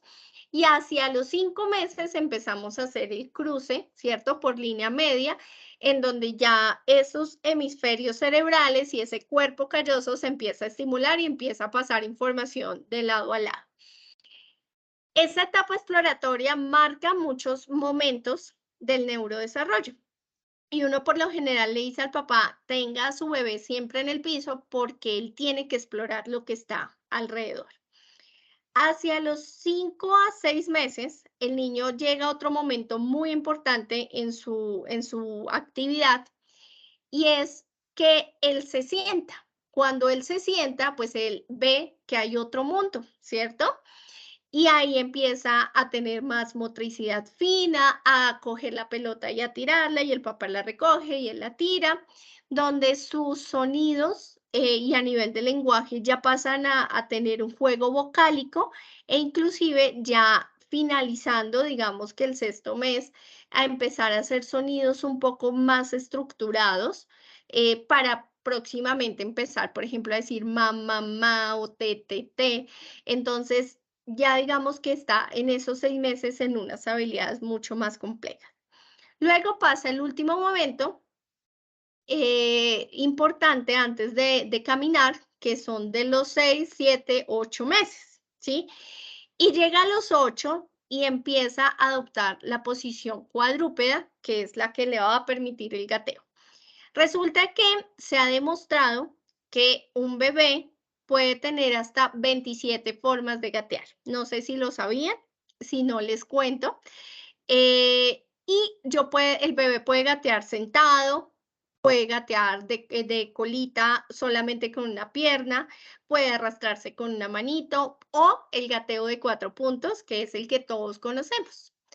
Este gateo primero inicia hacia atrás, como los cangrejitos, y luego va hacia adelante. Cuando él inicia hacia atrás, él está reconociendo todo su cerebro posterior. Luego, ya de reconocerlo, va hacia adelante donde reconoce todo su cerebro anterior. Y si ustedes gatean, se dan cuenta que uno lo hace alternadamente. Esa alternancia, si yo la paso a nivel cerebral, es una alternancia cerebral, ¿cierto? Mi cerebro está cruzando información todo el tiempo, lo que permite tener un nivel de estimulación muy, pero muy alto. Neuroplásticamente, sí, si yo me voy ya a la neuroplasticidad, las funciones cognitivas empiezan a estimularse mucho gracias a que todas esas neuronitas allá están muy hiperexcitadas y están muy activas. Por eso se habla de que un niño sí o sí tiene que gatear. Hay muchos de nosotros ni gateamos, otros gateamos mal, pero lo ideal es que cruce por ese momento. Ahora, también se ha comprobado que muchos niños con autismo, con síndrome de Asperger, con trastorno de atención e hiperactividad, síndrome de Rett, etcétera, no gatean y tienen problemas de lenguaje, ¿sí? Entonces, digamos que sí se ha visto esa relación por la importancia que es el gatear, por esa estimulación en la función cognitiva que me genera ese momento en la vida del bebé. Y ya finalizando, pues llega todo el proceso de lo que es la marcha, ¿cierto? Y finalmente, esa marcha es la praxia más compleja que hay, es el proceso más desarrollado que tenemos y es el proceso que finalmente se automatiza para que cuando yo camine, yo no pienso en caminar, sino yo me paro y camino. Entonces, de ahí todo para decirles que hasta los 12 meses, cada momento motor, cognitivo, de lenguaje, social, marca el proceso de lo que va a pasar después. Entonces, volviendo al tema de la lectura, en ese paréntesis y en ese contexto importante, esa velocidad de la lectura me lo da el hecho de que yo haya adquirido todos los procesos motores cognitivos de ese momento de los primeros 12 meses que me permitan que cuando yo no me quede quieto, empiece a hablar y después, o empiece a leer y después de que me mueva, ya no pueda hacer nada. Por el contrario, esa velocidad o fluidez de la lectura me permite que si yo volteo a mirar, yo alcanzo a leer y puedo decirlo, ¿sí?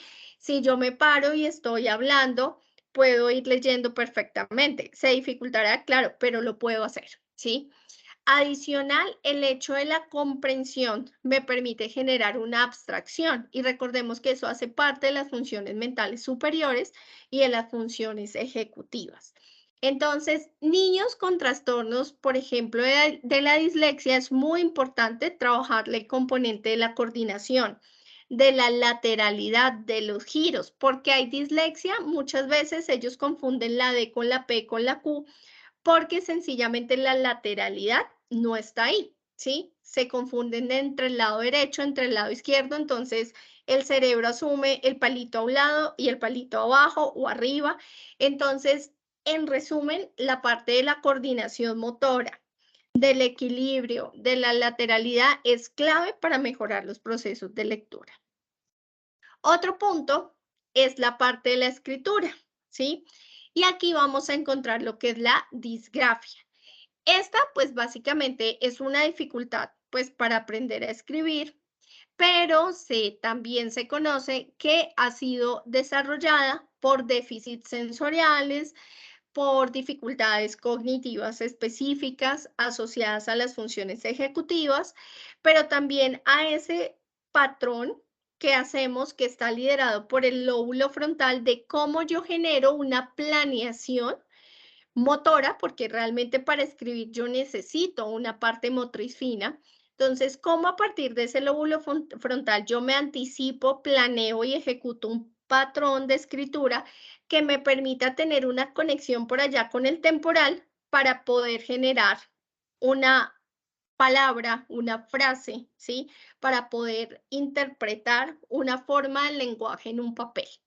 Entonces, si se dan cuenta, la escritura es más compleja que la lectura, porque la lectura es un solo proceso, la escritura son dos procesos, ¿sí? El patrón del movimiento y el plasmar el lenguaje en ese patrón de movimiento. Por lo tanto, hablamos que es muy importante poder evaluar estos procesos, tanto motores, lingüísticos, de planeación, que son los que se ven inmersos en los patrones de escritura, ¿sí? Ahora, un niño que tenga dislexia a nivel de, pues, verbal o inclusive a la lectura puede tener dislexia en la escritura, claramente. Y ahí vamos a encontrar problemas de lateralidades, de coordinación y demás. Entonces, entre mayor estimulación a partir del movimiento tenga, esa parte sensorial y esta parte de información que entra va a traslucirla básicamente en mejorar esos procesos que yo necesito para poder escribir, ¿sí? Por eso cuando los niños, cuando llegan con estos trastornos muy específicos como de lectura, escritura, de cálculo, uno les hace pruebas motrices y pues parecen tronquitos, ¿cierto? No parecen robotcitos caminando porque no tienen un nivel de alternancia, discriminación, porque tienen una coordinación motora perversa. Entonces, todo esto pues va completamente relacionado. Ahora pasamos al cálculo, ¿sí? El cálculo pasa exactamente igual, ¿sí? Tenemos como déficit lo que es la discalculia, que pues básicamente es esa capacidad que yo tengo de hacer un análisis numérico, desde lo más simple a lo más complejo, pero también se ha demostrado que el cálculo pues obedece obviamente a una función ejecutiva, pero más allá de ser una función ejecutiva, yo la interpreto como una capacidad que ha sido desligada desde un proceso del lenguaje, ¿sí? Porque igual tengo que generar un proceso de lectura, de abstracción, de codificación de información para poder generar un cálculo numérico. Entonces, a partir de esto, pues el sentido de los números se nos vuelve muy importante, la memorización de todo lo que son estas operaciones matemáticas, el razonamiento matemático, que finalmente es lo que me va a permitir inclusive hacer muchas de las actividades que voy a hacer a futuro, ¿sí? El manejo del dinero, entre otras. La discalculia no es tan usual, más no quiere decir que no. Normalmente, ¿qué se espera? Que un niño que se le ha trabajado terapéuticamente, un niño que pues tenga un buen proceso del lenguaje, que si finalmente así tenga un trastorno específico desde el autismo, desde el Asperger, etcétera, pues pueda llegar a un momento en que el cálculo realmente, así sea una operación simple, lo pueda realizar. Entonces, definitivamente, pues esto está asociado a los trastornos, se puede presentar de manera transversal, pero lo más importante de todo es que lo podemos trabajar combinando toda la parte neurocognitiva con la parte neuromotora. Muchas veces a mí me han llegado pacientes que pues finalmente hacen una suma, hacen una resta, se me quedan ahí, pero pues finalmente logran el proceso. Pero cuando uno los pone a hacer una actividad, por ejemplo, de salto, ¿cierto? Salte y vamos a nombrar los números de manera retrógrada, 20, 19, 18, se empiezan a quedar, ¿sí? Entonces empiezan 29 y tengo que darles claves para que pueda seguir el número anterior, ¿sí? O inclusive pierden el ritmo motor del salto por poderlo generar. Entonces, cuando uno ve estas dos cosas, ¿qué puede observar? Que las dos líneas o las dos informaciones que deberían ir casi que en un mismo canal, a un mismo ritmo, una se empieza a quedar más que la otra. Y esto se trabaja mucho con la memoria motora y la memoria de trabajo, que finalmente son las que me van a permitir rescatar todos estos procesos. Bueno, por eso les hablaba que los trastornos motores están ligados pues a todos los trastornos. Entonces, cuando hablamos de un trastorno del aprendizaje, ¿qué no es un trastorno de aprendizaje? Una dificultad de aprendizaje, ¿sí? Una dificultad de aprendizaje es que al niño se le dificulte tal vez seguir el ritmo de las tareas, pero pues finalmente lo hace, diferente a que tenga una dislexia, ¿sí? Eso es muy importante entenderlo. Una discapacidad auditiva, ¿sí? Que el niño no escucha y por eso no haga un seguimiento, por eso no lo realice y pues digan inmediatamente que es un trastorno del aprendizaje, no, es un trastorno sensorial que está asociado a una discapacidad auditiva, una discapacidad visual, una discapacidad intelectual, una sordoceguera. Entonces, estos no son trastornos de aprendizaje y es muy importante que las personas lo entiendan y sobre todo las personas del ámbito escolar. Normalmente, ¿qué se espera en estos trastornos del aprendizaje? ¿Sí? ¿Y cuál sería el modelo ideal? Pues poder identificar lo más temprano posible, de acuerdo pues a esos signos de alerta que la familia nos ayudan a detectar, poder hacer pruebas pertinentes si estamos en edades en donde las podemos hacer ya, poder empezar un trabajo con familias, la parte escolar, con el niño, poder identificar cuáles son esas barreras de verdad escolares que no permiten que el niño pueda fluir en su proceso. Muchas veces los dejan atrás, muchas veces son demasiados niños en un salón. Entonces, esas barreras nos permiten poder identificar esto. Y obviamente todo el acompañamiento socioemocional y pues diseñar todo un plan estratégico de implementación de herramientas.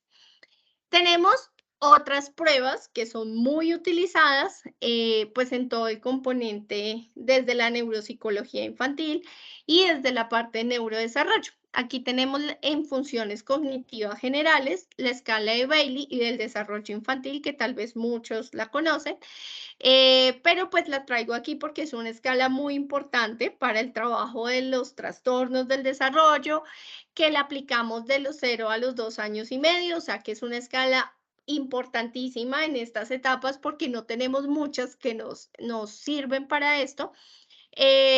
Pues básicamente ya tiene 3 subescalas en donde nos trabajan la parte pues mental, todo el componente del desarrollo cognitivo, entendiendo la etapa en la que está el bebé o el niño y toda la parte de la capacidad comunicativa. La escala también nos permite en esas subescalas tener una de psicomotricidad, ¿sí? Recordemos lo que yo les mencionaba, que los primeros 12, bueno, de por sí hasta los 3 años, lo que hacemos son escalas de desarrollo, ¿cierto? Que nos permiten mirar pues todas las áreas del desarrollo del niño y poder revisar cómo son esas habilidades que ahí pues son las que nos dan como esas alarmitas importantes. Como estas, tengo algunas otras. Si quieren, de pronto por el chat me dejan sus correos y les puedo hacer llegar varias pruebas que tengo, que pues tal vez no sean tan fáciles conseguirlas, pero que les puede servir, que son pruebas muy importantes que las pueden utilizar y les va a servir para su trabajo diario. Tenemos las escalas de desarrollo de Mary Palmer, Y pues tenemos las últimas versiones, que esta escala de desarrollo pues me mira también las 5 áreas principales dentro del desarrollo cognitivo, motor, socioemocional, lenguaje y comunicación y conducta adaptativa. Esta también se aplica desde el día cero hasta los 6 años y medio, entonces es una escala muy importante de desarrollo porque también, digamos que la podemos tener dentro de esas pocas escalas que están para estas etapas. Tenemos la escala de inteligencia del Wechsler, que pues todos la conocemos, que pues finalmente nos ayuda a poder trabajar pues todo el componente del coeficiente intelectual, que es muy importante. ¿Qué es importantísimo acá? Que complementario tenemos sí o sí que evaluar una escala del desarrollo, ¿sí? Porque finalmente muchas de las escalas del desarrollo van hasta los 7 años, ¿sí? Y muchas de ellas nos proporcionan también información adicional que nos pueden ayudar a dar un concepto mucho más objetivo para poder encaminar un tratamiento, ¿sí? Entendiendo que ellos van a necesitar muchas áreas y que una batería o una prueba pues nos permite tener en parte la medición y la evolución cuantificable. Yo sé que hay cosas que no se pueden cuantificar, pero pues lo ideal para poder presentar realmente un informe con resultados finalmente es poder cuantificar y pues para eso existen todos los instrumentos, las baterías y las pruebas. Entonces, es muy importante hacer esto complementario. Está la KBC, que es la batería de evaluación de Kaufman para niños, que también se aplica de 2 años y medio hasta 12 años y 6 meses. Nos ayuda para poder complementar toda la parte desde la parte neurológica, psicológica, esa función cognitiva, cómo se está madurando y desarrollando, y pues todos los procesos y los procesamientos que se dan desde las diferentes informaciones que van llegando pues posteriormente. Tenemos otra que es el test breve de inteligencia, que básicamente se aplica y está validado desde los 4 años en adelante, o sea, este no lo vamos a tener antecitos. Entonces, de ahí partimos en que tenemos otras escalas que podemos pues aplicar en épocas más pequeñitas y pues esta es un test lo que nos permite una aplicación muy fácil, muy rápida, nos evalúa todo lo que son las funciones cognitivas, nos permiten tener una medida pues complementaria al CI y pues claramente nos va a dar una perspectiva desde las funciones mentales superiores, cómo están para los 4 años. Tenemos estas tres, que básicamente una es la escala de McCartney, que pues nos mide aptitud y toda la parte de psicomotricidad para niños, validada de 2 a los 8 años. Es muy importante que lo tengamos presentes. Tenemos que esta escala pues nos permite evaluar esferas del desarrollo muy similares a las otras, pero no se incluye escalas verbales, perceptivos y manipulativas, que pues nos mira toda esa parte motriz fina y cómo la percibe él, pues digamos que en un espacio visual. Nos permite ver toda esa parte de memoria, de motricidad y nos da pues un índice general cognitivo. Tenemos los test de inteligencia no verbal, que pues son aplicables desde los 2 años, ¿sí? Pues que nos da una prueba de inteligencia, básicamente es del lenguaje y habilidades motrices. Tenemos las matrices progresivas de Raven, que pues básicamente son diseñadas para valorar capacidades ya de razonamiento, digamos, actividades más complejas. Y tenemos algunas muy utilizadas ahorita en la actualidad, que pues básicamente nos van a permitir ver áreas como lenguaje, memoria, aprendizaje, la parte sensoriomotora, como ustedes la pueden observar, que es el NEPSI-2 y pues es una de las más utilizadas entre los 3 a los 16 años. Un promedio de valoración de esta básicamente es de 45 minutos a 3 horas. ¿De qué va a depender? Pues del ritmo del niño, ¿cierto? Y sobre todo de la edad, porque eso también influye mucho. Tenemos la batería Luria inicial, que más o menos tiene un promedio de aplicación de 1 hora, de 60 minutos. Básicamente entre los 4 a los 6 años se revisa todo lo que es la motricidad, esas capacidades o funciones lingüísticas, velocidad de procesamiento, memoria, lateralidad, que me parece súper interesante porque muy pocas pruebas nos evalúan lateralidad. Y recordemos que la lateralidad, como les mencionaba, pues nos da indicativos inclusive para pues revisar todo el tema de dislexia y demás. Tenemos la batería Luria de diagnóstico de neuropsicología infantil, que pues esta básicamente me mira funciones motoras, sensoriales, lenguaje, la parte aritmética, memoria, 50 minutos aproximadamente se estima, de 7 a 10 años. Tenemos la batería de diagnóstico neuropsicológico de los adultos, que es desde los 11 años en adelante, más o menos 50 minutos de aplicación, digámoslo así, en esta prueba. Y tenemos la evaluación neuropsicológica de las funciones ejecutivas en niños, que esta pues me gusta mucho, más o menos dura 20 minutos, de 6 a 12 años, se puede aplicar y nos mira pues básicamente todo lo que es la fluidez verbal y pues esa capacidad pura a nivel del lenguaje. Tenemos el Cumanín, que pues es el cuestionario de madurez neuropsicológica. De los 3 a los 6 años se puede aplicar entre 30 a 50 minutos, dependiendo pues del ritmo del niño. Y nos mira la psicomotricidad muy puntual, nos mira toda la parte de la visopercepción, que es tan importante en el componente de la psicomotricidad, y nos mira todo lo que es el ritmo, fluidez verbal, atención y lectura. Entonces son aspectos muy importantes a nivel del lenguaje. Tenemos el otro, que es el cumanés, que es de 7 a 11 años, aproximadamente 40 a 50 minutos se puede aplicar pues este cuestionario. Nos mira todo lo que es el lenguaje y la visopercepción y la función ejecutiva específicamente a nivel de memoria.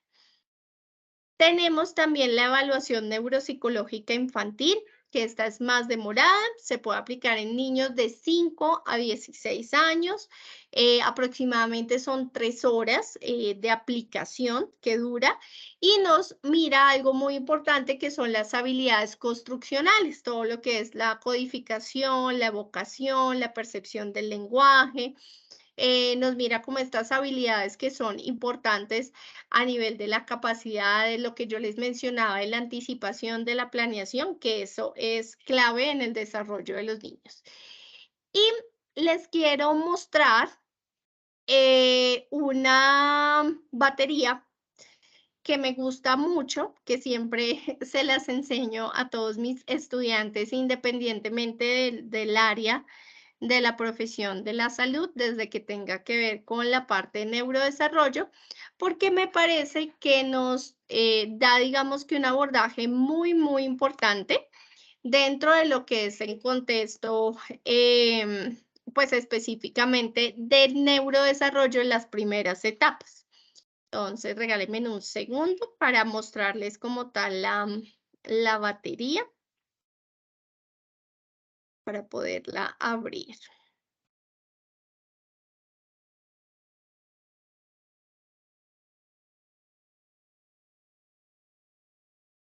No sé si hasta ahí tengamos de pronto alguna pregunta mientras abro aquí la batería para mostrárselas, si van bien, si todo está claro.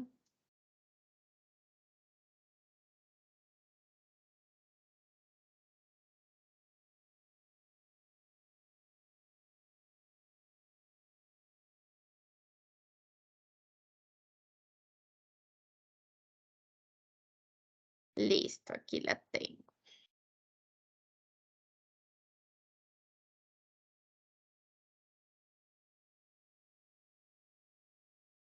Esta es la última versión, hay una versión anterior que es realizada por la UNICEF. Y esta, digamos que fue la actualización. Yo en el material que les voy a enviar, les voy a compartir las dos para que igual pues las puedan tener. Digamos que en sí no varían muchas cosas, que es como lo más puntual que varía. De pronto el contexto desde la introducción de lo que se debe tener en cuenta para poder realizar la escala, pero la batería, pero realmente no es mucha la diferencia. Esta tiene 53 hojas. Básicamente se llama la escala de valoración cualitativa del desarrollo infantil. Y pues aquí ustedes van a encontrar pues la introducción, la conceptualización teórica, pues es una escala que realmente es hecha a partir de la investigación, entonces ustedes van a encontrar un fundamento teórico bien importante y aquí ya les va a empezar a hablar acerca pues de la batería. Básicamente ella nos va a evaluar hasta los 6 años en donde, por ejemplo, de 0 a 6 meses nos evalúan 25 ítems, de 6 meses 33, de entre 1 año a 2 años 26 ítems, de 2 años a 1 año 27, de 3 a 4 años 36 y de 4 a 5 años 20 ítems. Eh, y pues básicamente la podemos extender inclusive hasta los 7 añitos, dependiendo cuando hay, por ejemplo, procesos de retraso ya en el desarrollo en alguna de las esferas. Aquí les hablan sobre el material de la aplicación, básicamente pues lo que siempre tenemos cuando trabajamos con niños, algún juguete, algo que nos genere algún sonido, pues puede ser digamos que una colchoneta en el piso para poder, si necesitamos pues hacer alguna actividad específica del área psicomotriz. Los pasos de la aplicación, el registro, cómo se observa, cómo es el proceso pues de la valoración de cada uno, se marca con X o con chulito dependiendo de que si lo hace o no lo hace. Tenemos aquí pues los indicadores del perfil, cómo podemos encontrarlo ya cuando tengamos la evaluación, si es avanzado, esperado o si está en riesgo, que es como la alerta. Aquí nos habla un poco de las dimensiones que tienen en cuenta ellos desde el desarrollo, ¿sí? Y cómo se debe hacer el seguimiento y el monitoreo. Hay un formato de instrucciones, entonces aquí está pues cómo es ese formato de instrucciones para cada uno de los ítems. Entonces digamos que nos da toda la explicación súper clarita, que es lo que me parece muy interesante, pues finalmente la batería, porque nos permite dar, voy a voltear aquí la hojita para que la podamos ver. Listo. Y pues finalmente nos explica cada proceso. Por ejemplo, en esta dimensión que se está evaluando la identidad, la dimensión persona y género, reacciona a su imagen al espejo, si muestra preferencia o rechazo por objetos o por personas, y nos muestra cómo es el método de evaluación o observación. Se ve colocar al bebé frente al espejo y empezar a darse cuenta si realmente endereza su cuerpo ante ella, si trata de tocarla, de acuerdo a la reacción. Entonces nos da el proceso que evalúa, la dimensión que evalúa, pues este es el número del ítem, y cómo debemos evaluarlo. Realmente, pues digamos que es una batería muy compleja, ¿sí? Que nos evalúa pues muchas cosas interesantes. Es una batería interdisciplinar, es decir, que la puede aplicar cualquier profesional que pues está inmerso en todo el componente del neurodesarrollo, que es lo más interesante pues básicamente de ella, ¿sí? Entonces, estas se las voy a compartir para que la puedan chequear, la puedan ver, le puedan pegar como una miradita y pues ojalá la puedan apropiar. Igualmente, pues yo en la información que les voy a enviar, pues ahí está mi correo. Si llegan a presentar alguna duda, con el mayor gusto se las puedo resolver. Listo, esta es por un lado. Ahora quiero mostrarles otra que también me parece súper interesante y que también se las voy a enviar.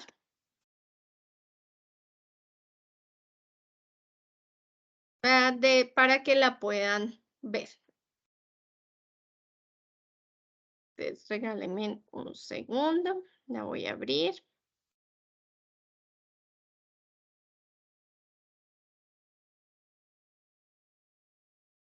Muy bien. Entonces, esta que les voy a mostrar aquí,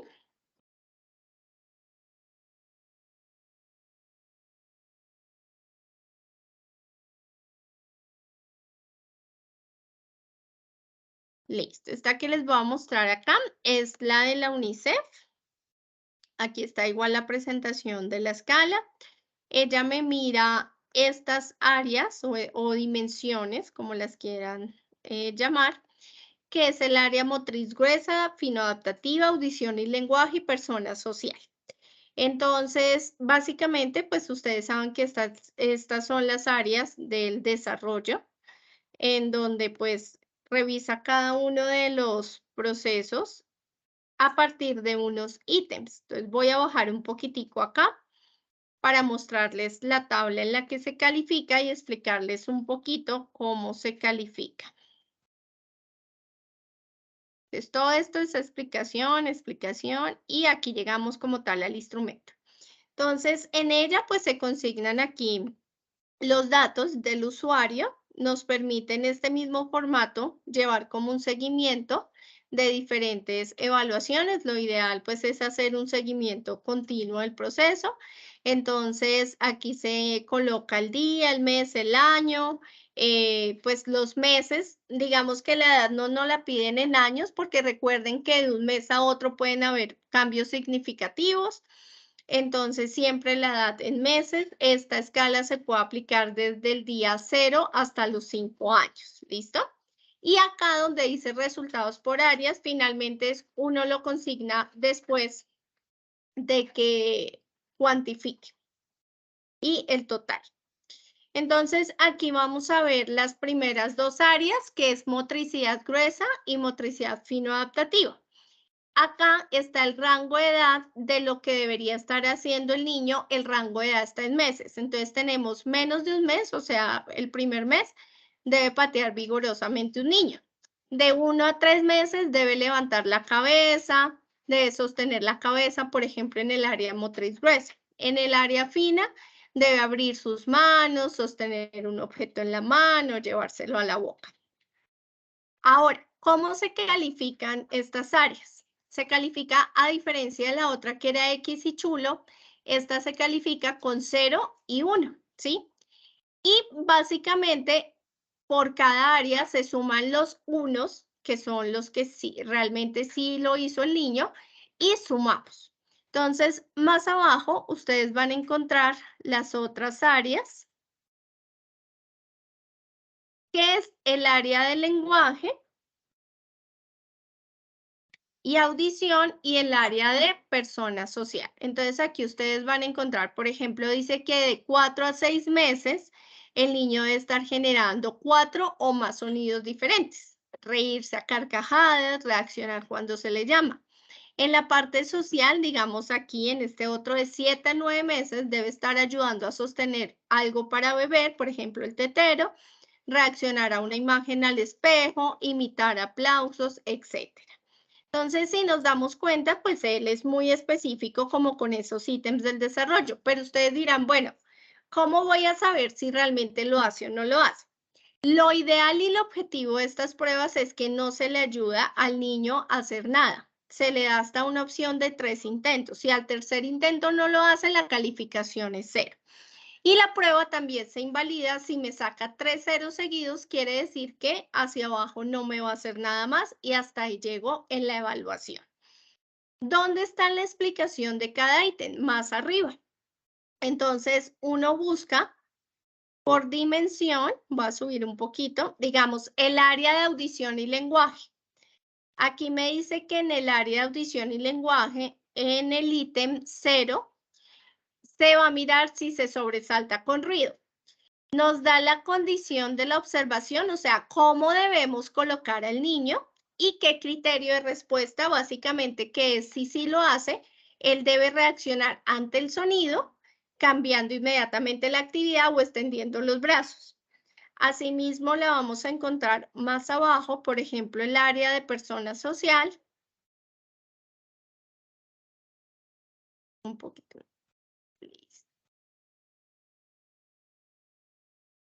Entonces, aquí la tenemos. En el área persona social me dicen que en el ítem 1 debe seguir el movimiento del rostro. Entonces me dice, coloque al niño acostado boca arriba, colóquelo frente a una distancia de 40 a 50 centímetros y cuando le esté observando, mueva lentamente su rostro de izquierda a derecha. ¿Qué debe hacer el niño? Mirar fijamente su rostro y seguir con los ojos sus movimientos. Si lo hace, colocamos 1, si no lo hace, coloca 0. Ya sabemos que hasta 3 intentos y invalidamos la prueba con 3 ceros seguidos. Esta, que es importante saber de esta batería, que yo puedo evaluar si quiero solamente un área, puedo evaluar 2 o puedo evaluarlas todas si me interesa, dependiendo de mi interés. ¿Dónde uno va a consignar y cómo se va a cuantificar? Entonces, abajo donde uno consigna los ceros y los 1, ustedes van a encontrar esta hojita, ¿sí? Que es donde yo voy a ubicar. Digamos, si en el área de persona social me dio que él hizo 7 unos y la sumatoria me dio 7, yo vengo a buscar aquí el 7. ¿Dónde está? Entonces, lo voy a tener acá y lo voy a tener aquí. Estadísticamente, lo que hago es que miro el límite inferior. El límite inferior está entre 0 a 7, o sea que estaría en alerta. Y el límite superior estaría medio alto entre 7 a 9. ¿Cómo hago para saber cuál de los dos es? Me voy a mirar la edad en meses. Si mi usuario tiene 8 meses, entonces yo escojo que el rango es de 7 a 9 meses, porque ahí estaría inmerso el octavo mes. O sea que si el niño tiene 8 meses y me dio de calificación 7 el área social, pues estaría en alerta. Pero si mi niño tiene 6 meses, pues estaría en un promedio medio alto, porque quien me lo define es la edad en meses. Entonces, si se dan cuenta, yo puedo calificar 1, 2, 3, la cuarta, y si califico las 4, me puede dar un total para todas las áreas, ¿sí? Entonces, esta es muy importante porque pues voy a tener una cuantificación, le puedo generar unas observaciones, me permite hacer un seguimiento, puedo entender realmente de los niños hasta los 60 meses cómo están en el área del desarrollo. Y de aquí puedo identificar también procesos que me den alertas antes de aplicar ya otra batería de diagnóstico para cualquier trastorno del neurodesarrollo. No sé si hasta ahí tienen alguna pregunta respecto a esta escala.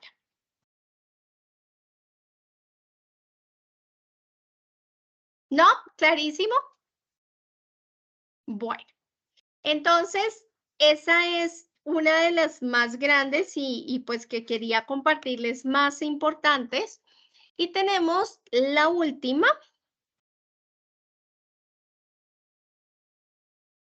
que es una escala que es un poquito más pequeñita, pero que nos permite evaluar lo que son, pues básicamente, los bebés. Entonces,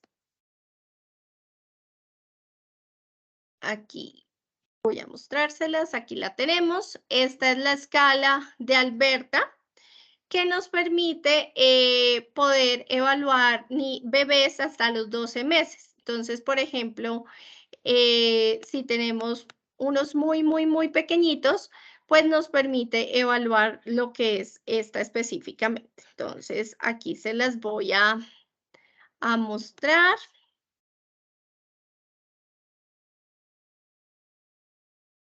Yo les voy a mandar de igual manera, aquí está pues la escala motora infantil de Alberta. Esta nos mira psicomotricidad. Entonces, aquí ustedes van en aplicación de la escala, ¿sí? Básicamente, cómo se puntúa, qué pueden observar de la escala. Es un trabajo de investigación súper interesante porque pues nos muestra todo en lo que son prematuros y pues bebés específicamente, entonces nos sirve mucho para poder mirar, por ejemplo, en este caso, la validez de la escala, que básicamente es la que les voy a enviar. ¿Y cómo la pueden ustedes encontrar ya visualmente en el aplicativo? Digamos que esta es toda la instrucción, la van a observar en imagen, ya de esta manera.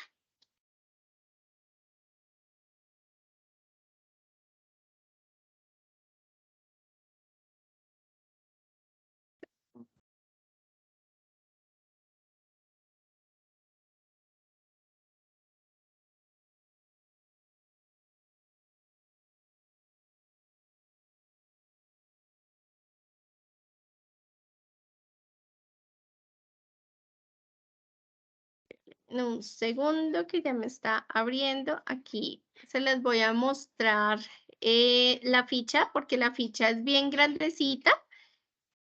Entonces les voy a mostrar una parte de la ficha, como la pueden ustedes ver, en la que yo les voy a mandar, pues un poquito más comprimida y más clara para que la puedan observar, que es esta la imagen. Entonces aquí ustedes les va a aparecer los bebés con cada uno de los ítems. Esta hace parte de una de las hojitas de toda la escala, más la explicación que yo, pues que les voy a mandar, donde está la validación de la prueba. ¿Listo?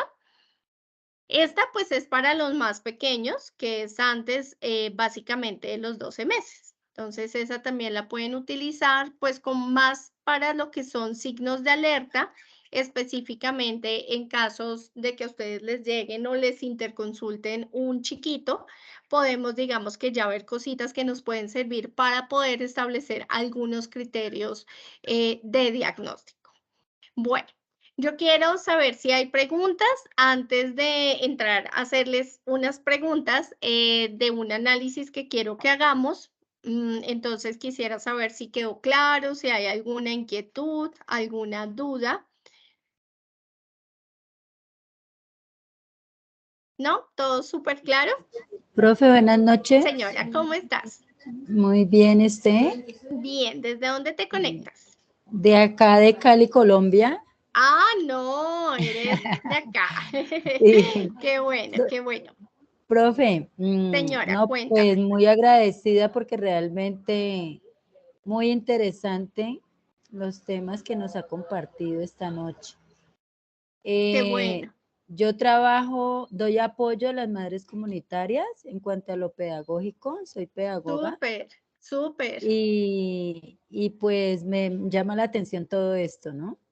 Creo que te va a Eh, servir muchísimo, por ejemplo, esa escala, esas escalas de los más pequeñitos, porque pues entiendo por tu labor que te deben llegar muchas edades entre los 3, 4, 5 años, en donde no hay tantas escalas, digamos, diagnósticas, pero sí hay escalas desde el neurodesarrollo que te permite poder generar cositas importantes.